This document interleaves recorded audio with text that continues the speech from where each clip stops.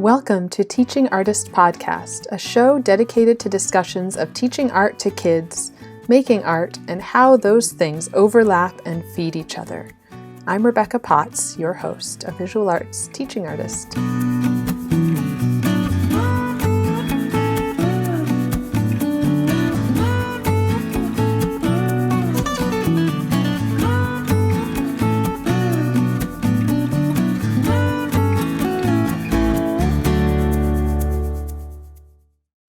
This week's featured artist is Matthew Lawrence.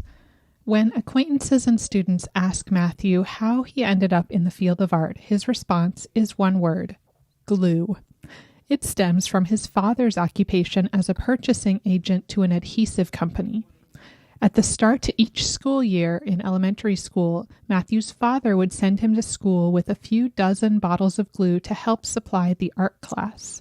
During art lessons, the teacher praised Matthew on how wonderful his artwork was developing, and would then say, "Thank your dad for the glue for this project."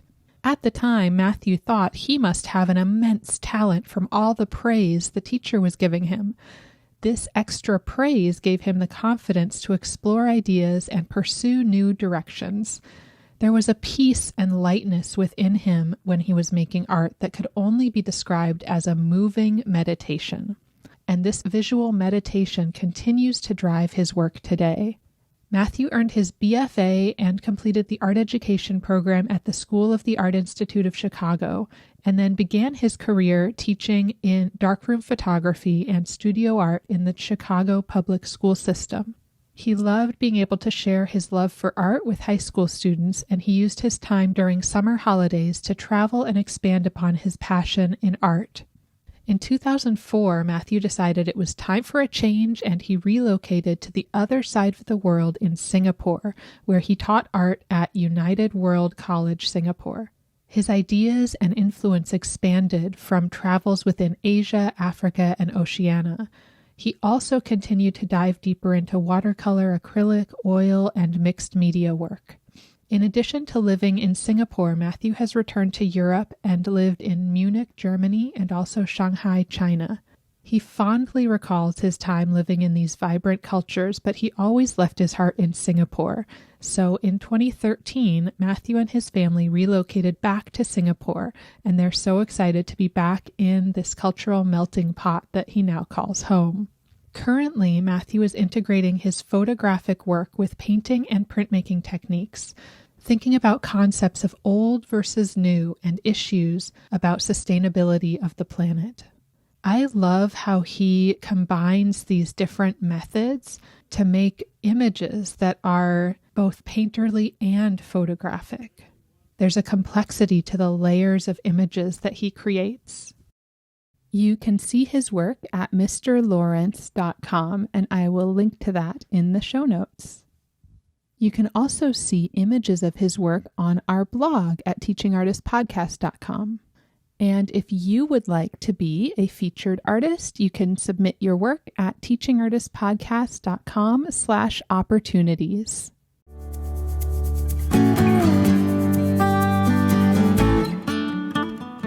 Priyanka Parmanand shifted from seeing art as a hobby to creating both a teaching studio and her own professional art practice. I loved hearing about her background in business and how it does and does not inform her work.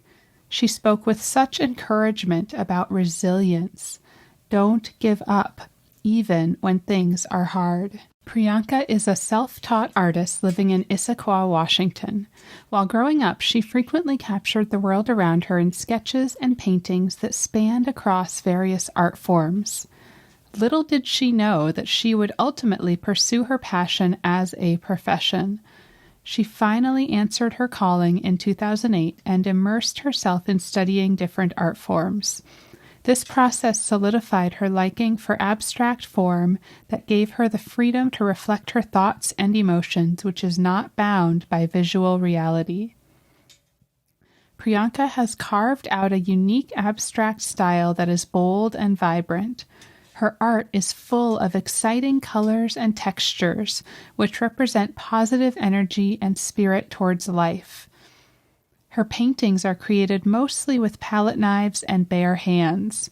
She is a prolific artist in local exhibitions and loves being an art instructor in schools, local art galleries, and senior centers. Priyanka is the founder of Crimson Canvas Arts, a company that mentors budding artists. She believes that every child is an artist in their own unique way. If given the right guidance and opportunity, they will discover their creative world and experience the joy of making art. In today's busy world where art has taken a back seat, her goal is to provide children with age-appropriate skills to nurture their artistic experiences. She believes kids need art to be future creative thinkers and problem solvers. I am here talking with Priyanka Parmanand, an artist and teacher based in Seattle now. Hi, thank you for having me, Rebecca. Yes, absolutely. I always start with the background and kind of how you ended up where you are and doing what you're doing. Could you share that story with us? Yeah, I will share my artist journey with you, if you don't mind. I'm a Yes. self-taught abstract artist, and I live in the beautiful city of Issaquah in Washington State with my husband and two beautiful daughters, both in elementary school. I was born in India, lived there for about 25 years of my life, did my bachelor's in commerce, and then pursued master's in business management, marketing and insurance to be precise. Then I started my career in corporate world in one of the Fortune 500 companies, typical corporate job.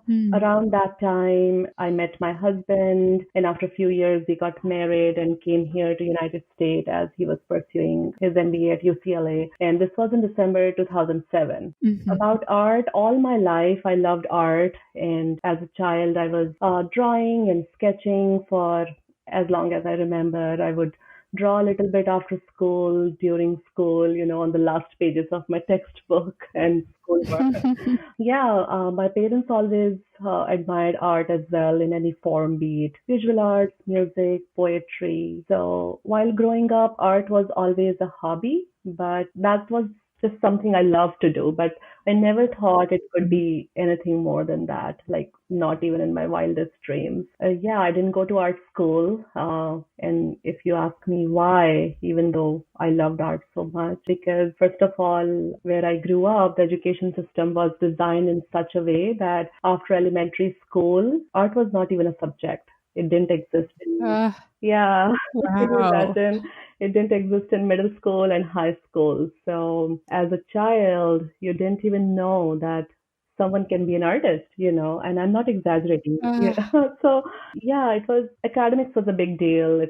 School was all about math, and science and accounting. And the norm was the art is something you could do as a hobby.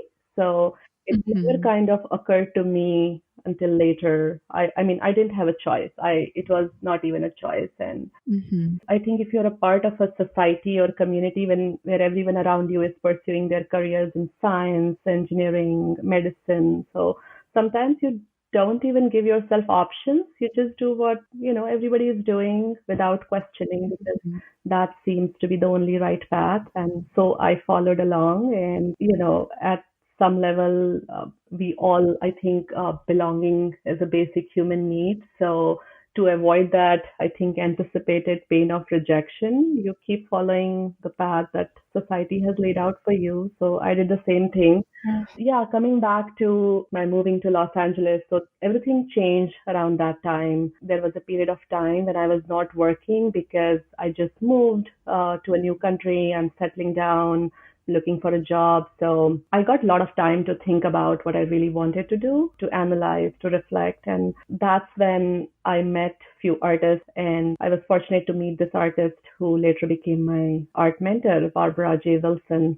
And she inspired me to immerse in studying different forms of art and pursue painting as a profession. So that gave me a platform to reflect on my thoughts and emotions in abstract form. And I think everything shifted after that. And then I pursued my passion in art as a career. That's amazing. Yeah. Yeah, to come from feeling like you couldn't pursue it to making that shift Yeah, to really like going after it is such a big it change. was. Yeah. And do you feel like having the marketing and business background was helpful in that? Um, Little bit, not too much. Yeah, Yeah. I mean, when I paint, you know how painting goes, right? You pour your heart in it. So, uh, Mhm. it definitely did help in my business side when I started teaching. So I would say that that didn't go waste. That definitely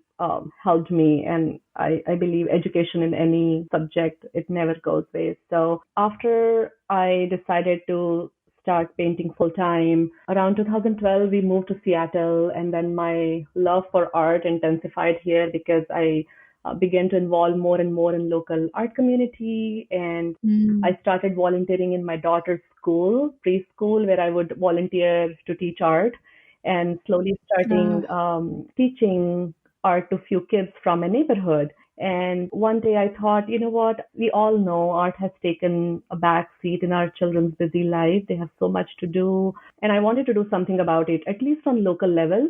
I wanted to Mhm. give kids a platform where they can learn some quality art lessons. So then I registered my company called Crimson Canvas Arts with the Mhm. goal to teach quality art lesson much more than where kids can come and learn more than just copying a picture. So I converted my garage into a small art studio and started teaching kids after school. And one thing led to another. And over the time, I expanded and started offering my program as after school art enrichment in local schools in few different school districts locally, and also expanded my team because I realized I can't run this alone. So Mhm. yeah, I have few wonderful women who help me. And last year we had over 10 schools, and we tied up with local community centers where we offered our programs at senior center, and we ran teen art program and several such things. So yeah, I think there my background definitely helped. Yeah, because that is one place where I feel like a lot of artists just have no idea kind of where to begin. Yeah, Maybe I'm only speaking for myself, but yeah. yeah, just knowing how to kind of get started and how to run an organization like that. Yeah, it was hard in the beginning, but as Mhm. I started and, when I expanded my team, there were few, I started volunteering and I started meeting people and started meeting like-minded people who were ready to help me. So that kind of helped as well to run this entire thing. Mhm. Yeah, and do you feel like having the organization and, teaching and kind of working with all of the schools and organizations that you do work with, does that feed your art making at all, or is it almost more I, I don't know, I don't want to say draining, but is is the like the teaching side of it and running that It's business sort of helpful in your art making? Yeah, you could say, but I think my art making helps my teaching. I would say it the other way, Mm, because I kind of implement what I believe in my teaching. From my personal experience, I think every child is an artist in their own way, and if mhm, given the right guidance and opportunity, they will discover their creative world definitely and experience the joy of mhm. making art. So that I try to implement in my lesson plans and the way I teach. I think that helps. Yes, it is stressful sometimes to manage both for sure, but I enjoy it. I enjoy teaching children. I love that. Yeah, and I love hearing too that your organization was born out of volunteering with your daughter's school and starting to teach, neighborhood kids. Yeah, And another artist I talked to that maybe you heard was Chris Brandt, who kind of got I started did. teaching the same Yeah, way. yeah, absolutely. It's so great to hear kind of just diving in because of parenting and making art on your own and saying like, why don't the kids have this? Exactly. Yeah, I realized that there wasn't much difference here. Schools lack art education, and then Mhm, they do teach art, but then kids can learn so much more on so many different levels by doing art. So that was mhm, not enough. And I thought, okay, if I can do something at least at local level to start with, I should start it. Why to wait? And then it was just, I didn't give it much thought, and I just I said, okay, I have to register my company and I have to start this as soon as I can. Yeah. And what do you feel like is kind of your style with teaching? How do you sort of design your Yeah, so classes? my teaching style, I would say I love crafting stories about what I'm teaching, and I chat with my Mm. students. I make them feel comfortable about teaching art. I encourage freedom of expressions and, imagination. I think enhancing imagination is the key to teach art. But at the same time, Mhm. I believe teaching fundamentals of art is equally important as well. And I have noticed that Mhm. that encourages confidence in kids to express themselves more freely if they know the fundamentals. And I make sure they are making progress in the right direction. And I always tell them that, yes, you can break any rules in the art, but first let's learn the rules and then let's break them. So it's more Uh-huh. fun.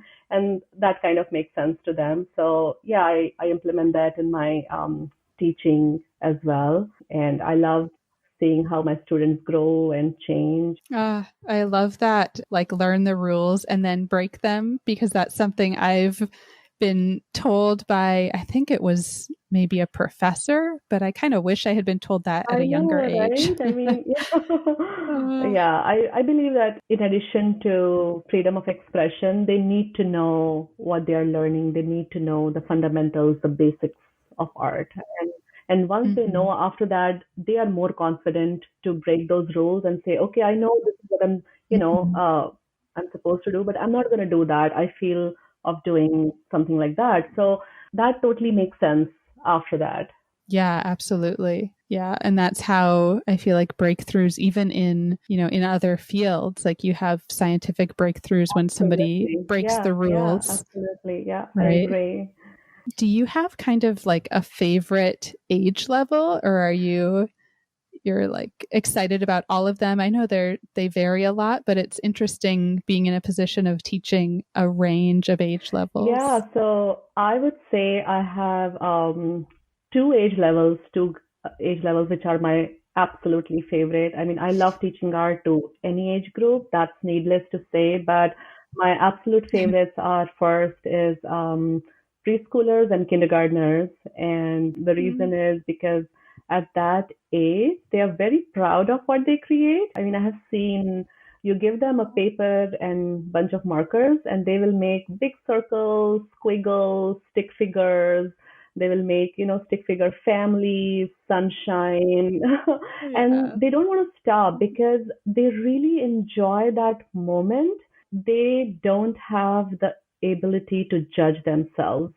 They love the process and they focus on Mm. process and not the end results. And uh, I just love that part. And it does not matter for them how the end result is. They're always super happy just by, drawing something.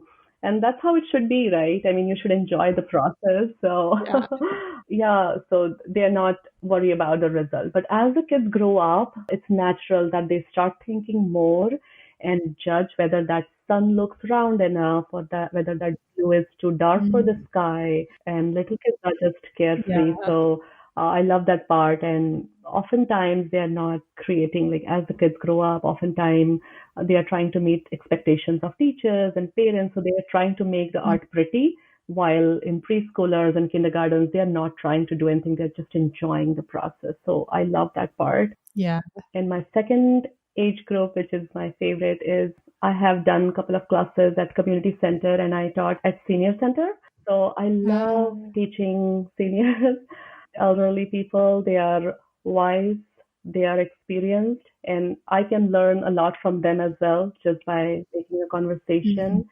And at that age, they are so full of wisdom and they're above judgments. I believe in comparison. So, and they enjoy the process of creating art. I mean, they just go on and they accept their art as is, very similar to preschoolers and Yeah. kindergartens. And yeah, so I love Yeah. that. So these two are my favorite age groups to teach. Yes, I love that too, that there's so many Yes, similarities yes, between the yes, two. absolutely. Yeah, I'm actually teaching a senior class right You now as are? well. That's like a Zoom Oh, class. that's Um, cool. so they are the only ones I actually get to see like in Okay. real time because everything else is Okay. just videos. And yeah, it's been It so is. fun Yeah, getting to like chat with exactly. It's them. always And fun to yeah, chat with them and, they'll ask about your children and you can learn so much from them as yeah, well. yeah, so much wisdom to just sort of True, mine. true. I guess I would be curious about any tips that you would have if there's maybe an artist or even like someone who's already an art teacher in schools, but would be interested in starting an organization and doing more like after school programming. If you would have any tips on how to get started doing that kind of thing. Yeah, I would have a couple of tips actually and few warnings. Mhm. Yes. Um, so I think my advice for new art teachers or somebody who's beginning to teach, doesn't matter whether it's school or their private art classes, I would say the first year is the toughest. Mhm. You will face challenges no matter how well prepared and ready you think you are. You will always run in situations and such problem you could never imagine. So I would Mm. say don't give up. It happens. I mean, I'll give you an example, my personal example. When I started teaching, I have, obviously researched and prepared my lessons and organized. And this is my first class. My table is all well prepared, and I'm very excited and confident about my class.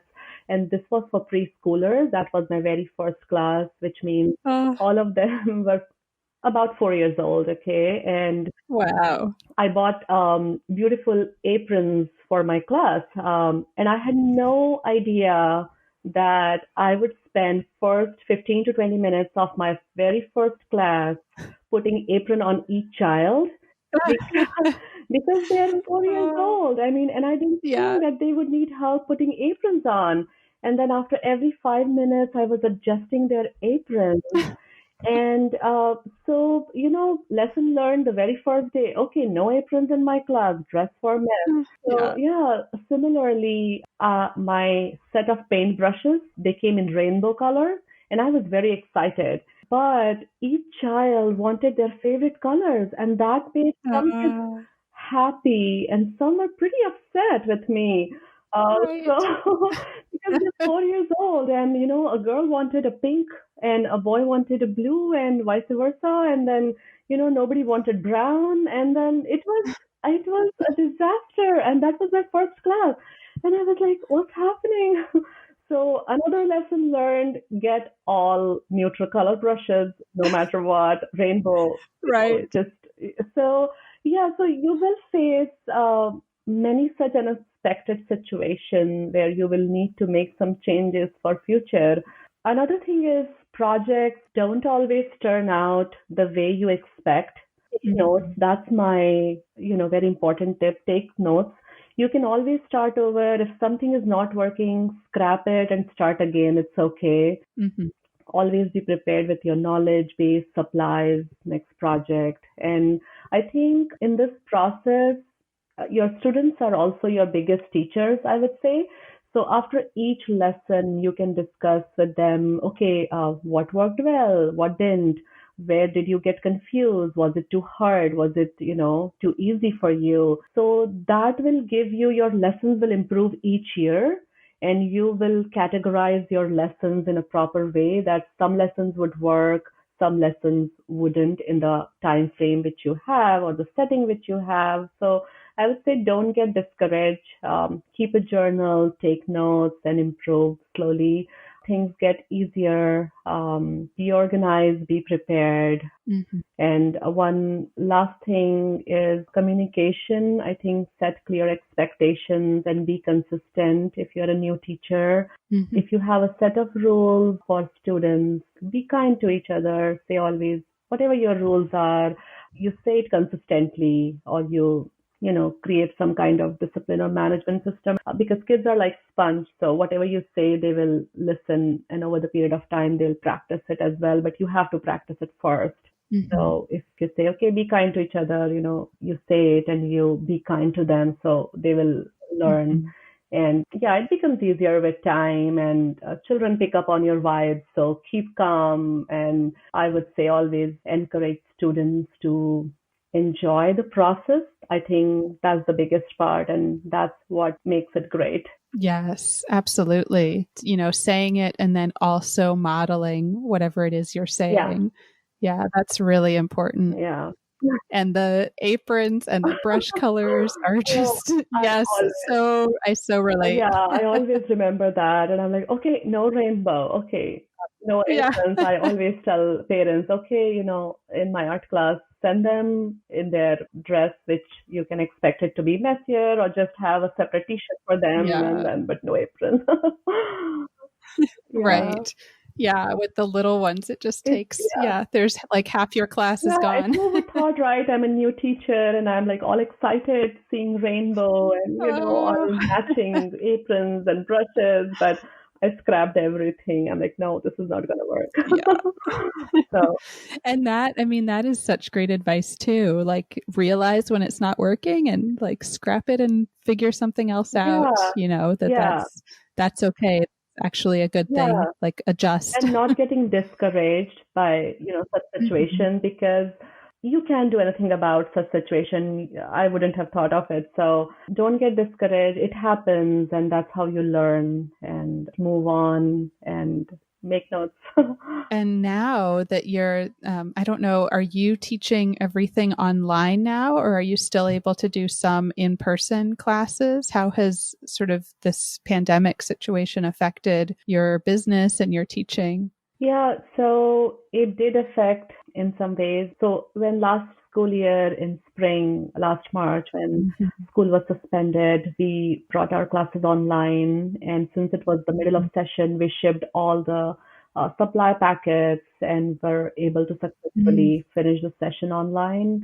And we received a Wow. lot of, yeah, it was a lot. We were like busy for weeks just to gathering supply packets because this was so unexpected, right? We did not expect. So Right. um, it was a big challenge for us, but it was a great learning as well, how to just transform your business model into online over a few days, Mhm. probably a week. So, but we received a lot of positive feedback from kids and parents who were so glad to be able to continue taking art classes with us, especially during this difficult time. So, yeah, Mhm. currently we are 100% virtual, and but we have created many live online lessons and workshops for ages 4 to 14 plus, and Mhm. we are teaching several different medias like drawing, sketching, manga, even canvas painting, and using the combination of traditional techniques and online tools. Our Mhm. online classes deliver, I think, the great art instruction as our Mhm. in-person class. So it's working good, but I say there is pros and cons of both, because in person you can actually make connection with children. Mhm. But yeah, I would say there is some pros as well with online, because I've noticed that many children who were not very, who were shy or not comfortable speaking in the class setting, now they actually talk to me. And Ah, yeah, so it's yeah. great and it's going well. Yeah, that's good to hear and kind of impressive, like amazing that you were able to shift so quickly. Yeah, it was very challenging. We had to decide Mhm. what to do. We just couldn't shut the classes off because it was in the middle of Mhm. session and parents already signed up their kids, and we needed to decide what to do because several of art lessons were not appropriate for, say, online setting. So we had to Yeah. change a lot of our curriculum and lesson plans and lot of things, but we were successfully, like me and my team, we were able to do that successfully. And again, it was a learning point for us. So some things worked, some did not, but Mhm. we kept on going and we tried to keep what worked and we tried to scrap, okay, this lesson is not working in online setting. So you're like, okay, just keep it as a backup. And so it taught us a lot of things.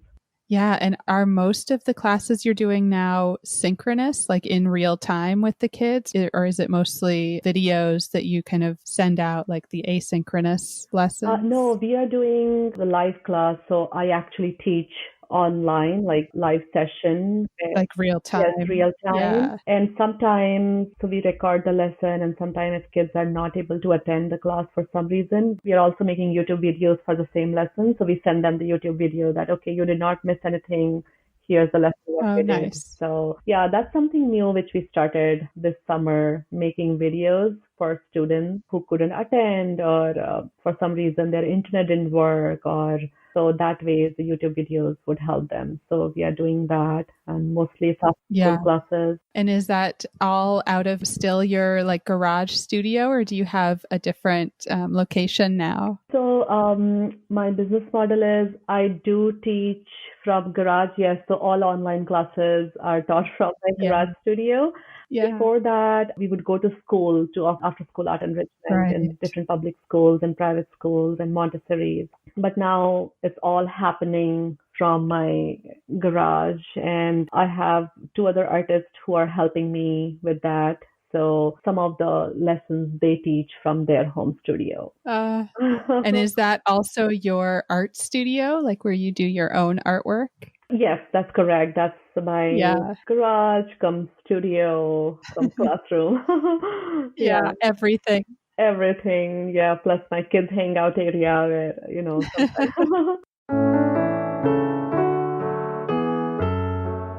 I am jumping in here to remind you that there are about 3 weeks left to apply to our winter juried exhibition.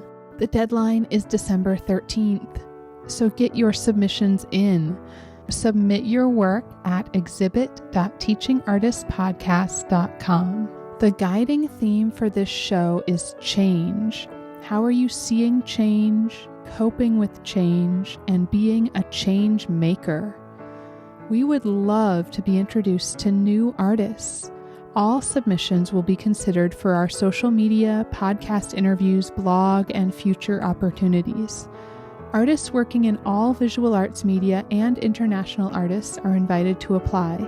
The show will be juried by the incredible artist and educator Chloe Alexander, who goes by the Hapless Printmaker on Instagram. She will be selecting works for the show and helping us select 8 artists to do an Instagram Live studio visit with. Then, Maria Coit and I will also be creating several lesson plans based on the themes in the show and on individual works in the show, and we will invite accepted artists to create optional brief videos about their process and inspiration. Videos have been such great teaching tools for me, which is what we would like to create. Maria and I are both artists, and we face rejection often. It's disappointing, but I also know that no one can get into every open call they apply to, so we just have to keep applying.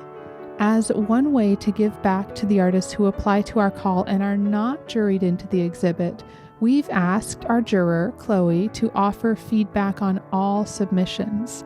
That's always one of the most frustrating parts of rejection for me, the not knowing what I need to improve. Was there something I could do better next time, or was my work just not quite a fit for this show? Our hope is that we can offer some helpful feedback for all artists who apply. Our dream for this exhibition space, Play Plus Inspire Gallery, is that it showcases and builds up contemporary artists of all experience levels, while also serving as a resource for teaching about contemporary art. We want to share your artwork and inspire young artists. We cannot wait to see your work. Submit your work at exhibit.teachingartistpodcast.com.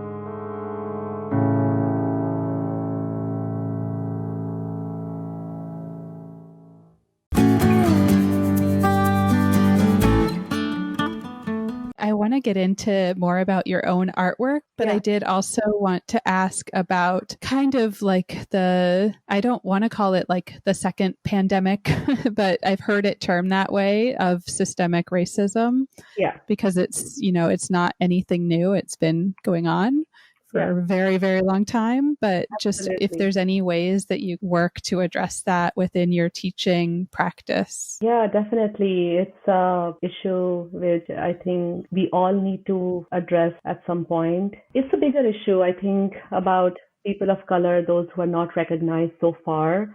So what I'm doing is, and what my bigger goal is this year, is to incorporate the lessons which are not recognized yet. So not just from the famous artists, but also artists of color. So Yeah. I have a favorite. Her name is Kara Walker or Oh, Kara Walker. yes. Yeah, she's a New York based artist and I just love her. I love her art and I incorporate a lot of her art practice in my art. And lately I have told my students about her. She's known for her candid investigation of race and gender and violence through her silhouette figures. And Yeah. I incorporate that in a lot of my art lessons. If you go through my lesson database, you will see a lot of silhouettes with children in it. Yeah. She inspired me to do that. And then I'm incorporating it more and more. So my goal is to just not Kara Walker, but a lot of other artists to incorporate there, like Lorna Simpson or Julie Meratu. And, Yeah. just I really like Lorna Simpson artwork. She's African American photographer and multimedia artist. So getting her artwork and incorporating that because I haven't seen her art lessons anywhere. So I'm figuring out a way to work on that. She's well known for pioneering her work in conceptual photography. So finding ways to incorporate that in my art as well. And Julie Meratu, she inspires me a lot. She was Times Magazine 100 most influential people of 2020. So I like her abstracted landscape on large scale. So I'm working on that as well. So yeah, it's very important to make children aware about such things and what can be better than art to tell stories through art. I mean, I think that's the best way children can understand and learn about what's going on and address the issue through art and express themselves through art. Yeah, absolutely.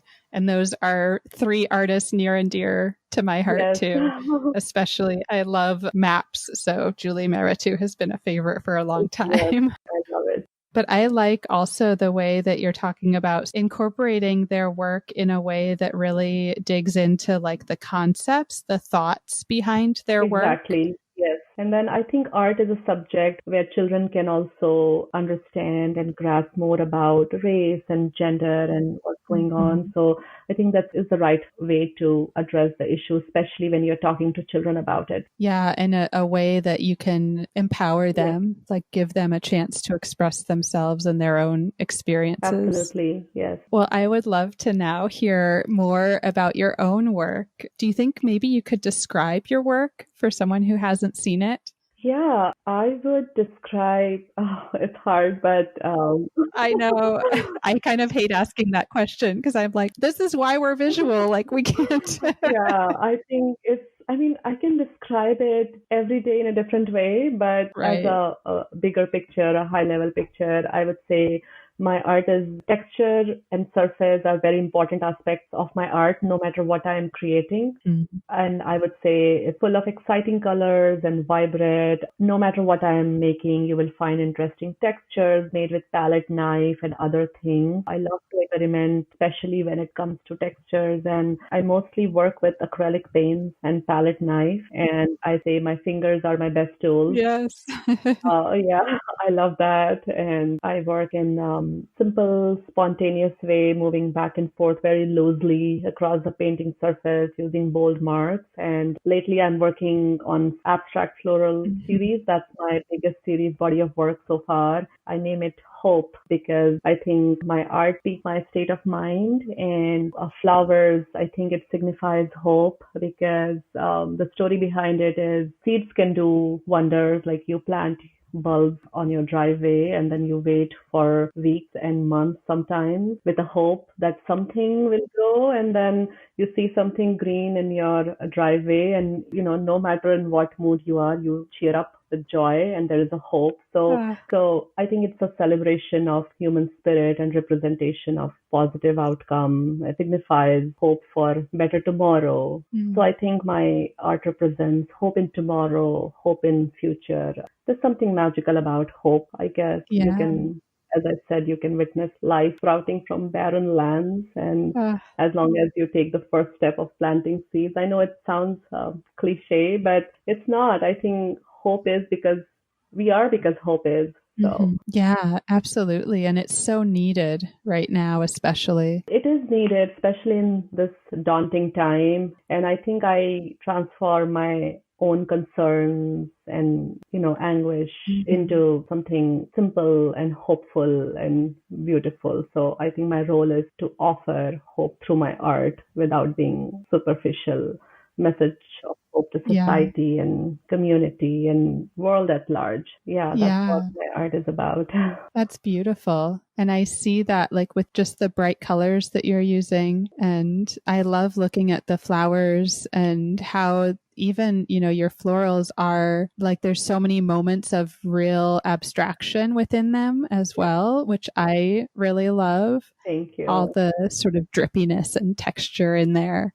Yeah, no, thank you. Yeah, I just kind of paint it very loosely, making bold marks. And I hope everybody can see the body of my work like a celebration of indomitable human spirit, I guess. And but it's so different every time how I express it.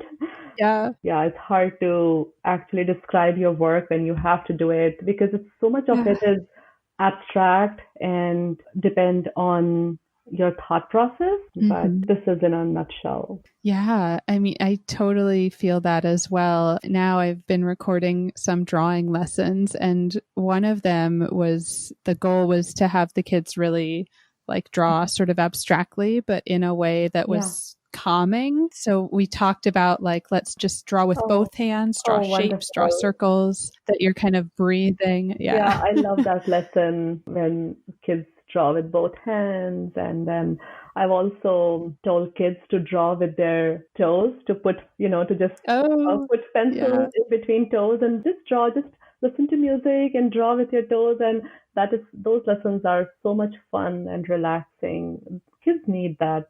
Kids such things, especially during this time. Yeah, like as we do it, I talk about breathing in good feelings, breathe in anything like joy or happiness, and then like breathe out anything that's negative, and like imagine it being put into the paper.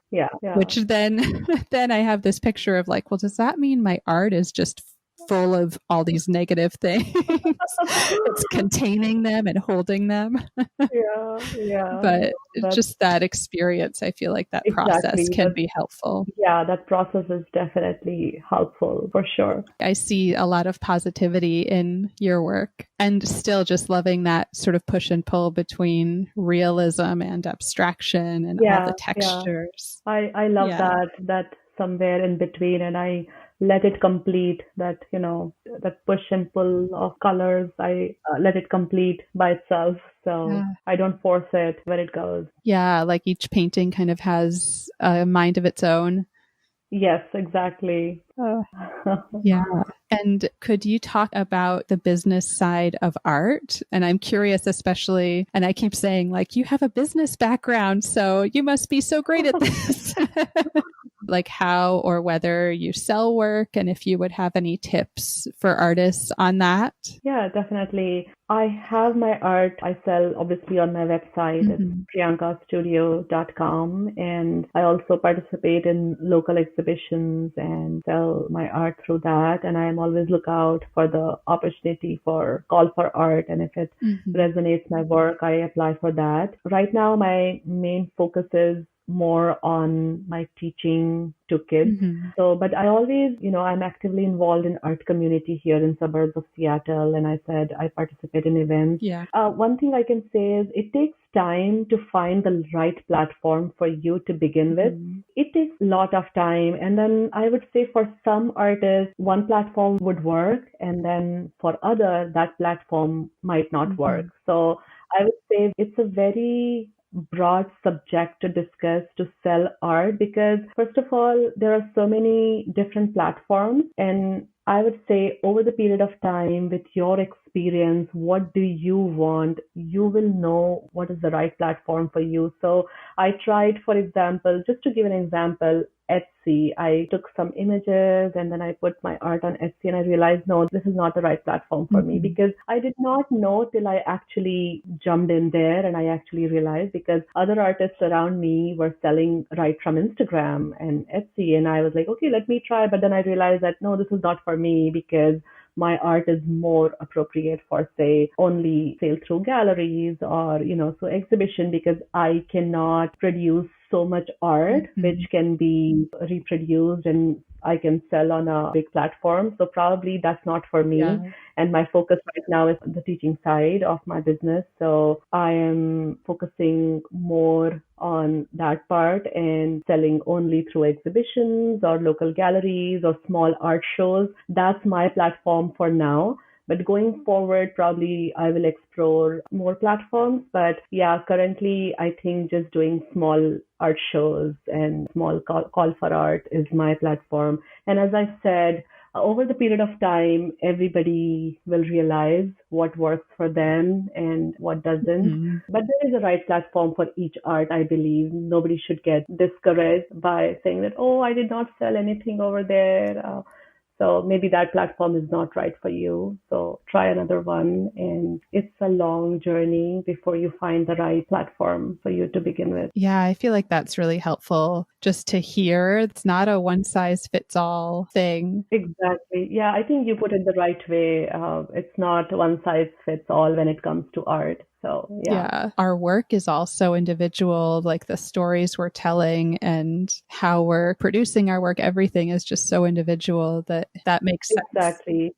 Are there any sort of resources now that we've said, like, it's not one size fits all? Are there any resources that have been really helpful, which maybe that's just like, where do you find calls for art? Or is there any, like, I don't know, tips about like framing and shipping and that kind of thing that might be more universal? I would say resources, what helped me the most is if you are, and maybe it's not something new which I'm telling, but I think actually going to art events helped a lot and subscribing for newsletters from local art store or local art galleries or say artist events, podcasts, or there are so many local artists or international artists. So going to their websites, learning from them and subscribing to their newsletters because they can teach you so much which you cannot actually just Google it. That I think that helped a lot because you read something that's different and when you actually somebody telling you what worked for them is very different. So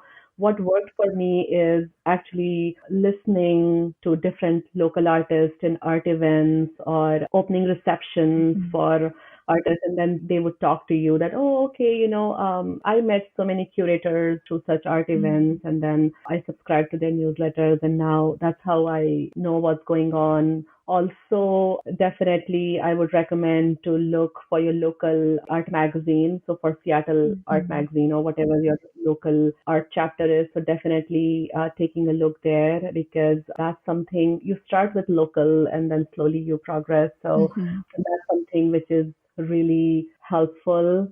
So yeah, that's something which helped me a lot, just listening from artists. And then that's how I started going to opening receptions and then artists would tell me that where they apply and what they do. And that's how I know what works locally. Because to be very honest, I had, as I mentioned before, I did not have art background and I did not know any curators or artists personally, like zero. And it frightened me. I mean, I like the idea of art despite not knowing anything about the world of galleries and museums. My resume did not show any art school degree, and it alarmed me because I had nothing and I did not know how to approach artists or curators or gallery or whether to approach them or not. I thought, oh, maybe I shouldn't because I don't have art background. And I knew how to make art, how to create, and that was it. I did not know how to sell my art or where to teach art. But I realized it was more of a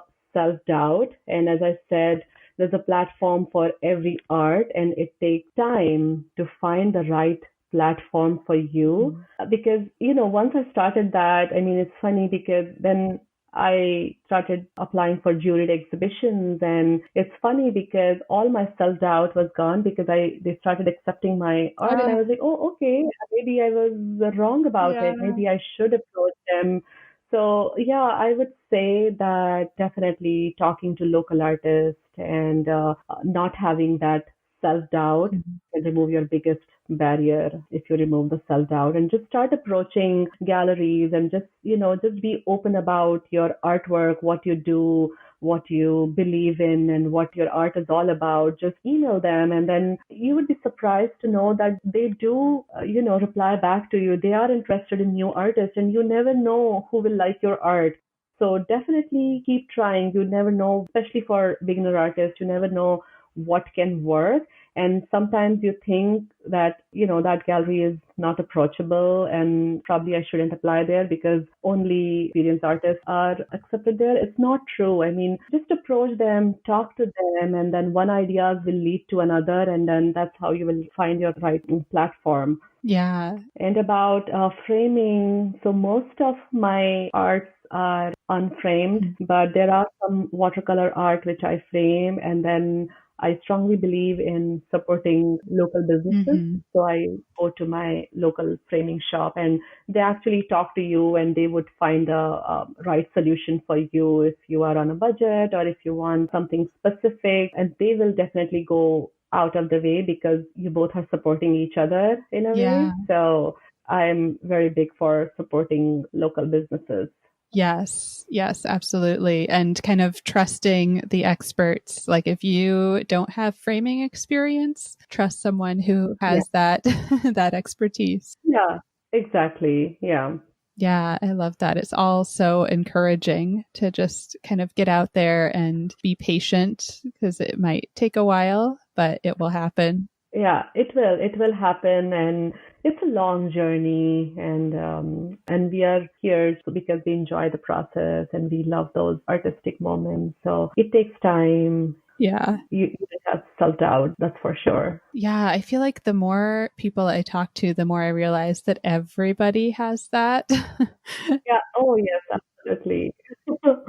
Absolutely. Yeah. And even just, I listen to other podcasts and hearing from artists that are much more sort of famous or just what I picture as like successful in their careers with, museum shows and all of that stuff who go through the same thing. Like they get rejections. They have times with where they can't sell anything and they have times where they doubt everything they're doing. Like what is it all? Yeah, I think it's basic human nature. At first, we doubt, I guess, on our own abilities. And over the time, we sort of realize that it's just not us. It's everybody. They're dealing with the same thing. And then you're like, okay, you're not alone. Yeah. And that's so reassuring. I don't know, I am almost like sad that everybody deals with this. Yeah, it's reassuring that we're not alone. It's sort of natural to have those feelings. Yes. Yes. And how old are your daughters now? You said they were elementary. Yeah, one is 7-year-old and one is, she just turned 10. Oh, so they're still pretty young. Yeah, they're young. How are you fitting everything in now? Are they doing school at home or are they able to go back? No, they are doing school from home, and I wear many hats. I'm a mom, which you can relate, and they both are in elementary school, and everybody's working from home now. And even before, I would drive them to school and their classes and play dates, but in general, in the morning, I would settle my kids with their school, and then I spend my morning doing my office work, like emailing parents or following up with community centers or other art programs and updating websites. So that part of it. And then in afternoons and evenings, I have my classes to teach. And then in the night, when I put my kids to bed, that's when I start painting for myself. That's when I create art. Sometimes, mostly during weekends, I paint with my family. So not necessarily paint, but just create something together, hanging out together. They will do crafts and I will paint, and my husband is just hanging out. So, we discuss business together, art together. So they're a big part of my journey, and we share that creative space together. So I want them to be a part of what I do. I enjoy spending more time with them together due to online school. But at the same time, life gets busy because everybody is happening in the home. And sometimes there are days when I cannot do my paintings because other things come up. And then there are some days where I would just paint morning, afternoon, evening. So it's really different, but I think we are all learning. We have all learned a lot during this daunting time. Yeah, definitely. And I have a couple of just kind of fun get to know you questions. Yeah.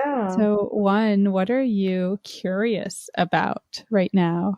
I would say I'm reading and researching or maybe seeing documentary a lot these days about social media technology. And it made me curious. Do we have control over technology, or does it have control over us?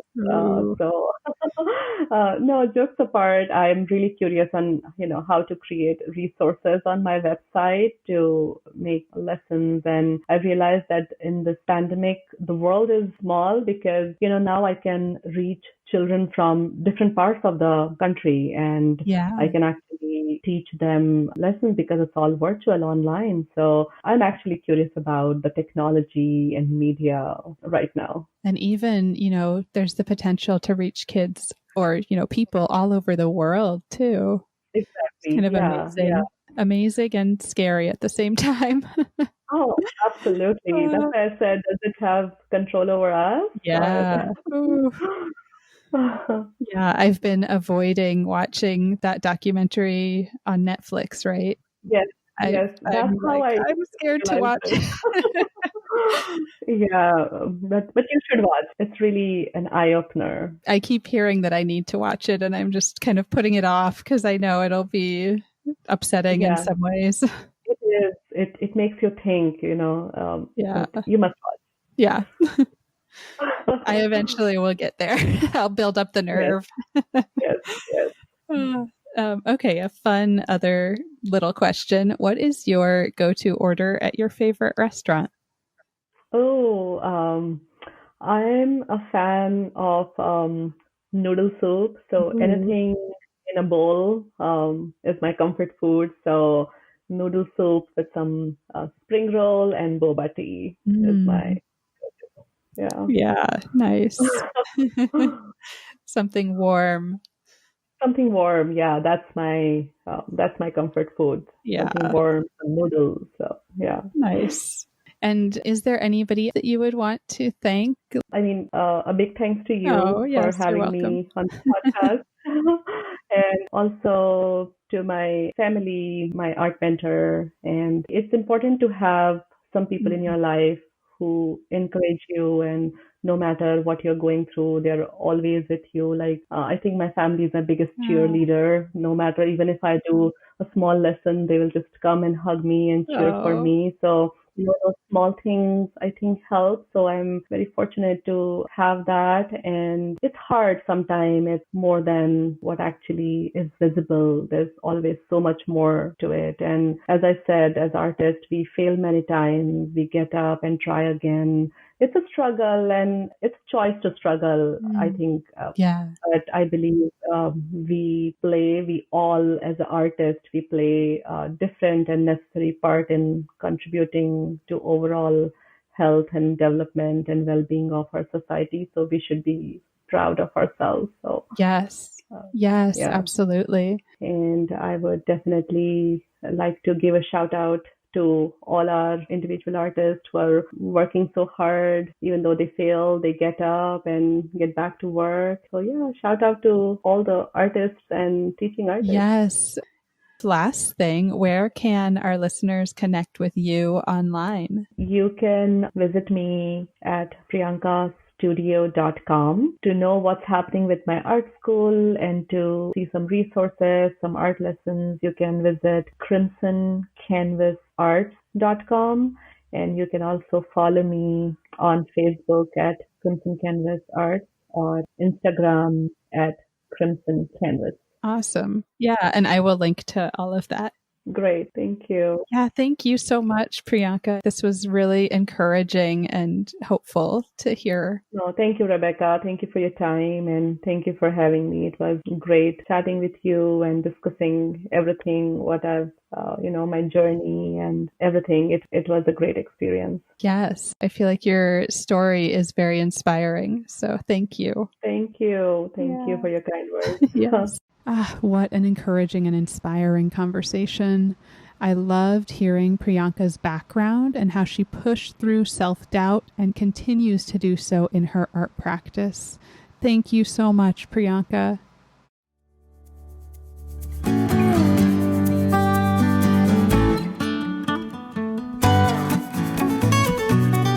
Thank you so much for listening. As always, you can reach me at Teaching Artist Podcast on Instagram or teachingartistpodcast@gmail.com. Who do you want to hear from? Please share your recommendations of teaching artists. And if you loved this episode, please subscribe, leave a review wherever you listen to podcasts, and follow me. It really makes a big difference. Thank you.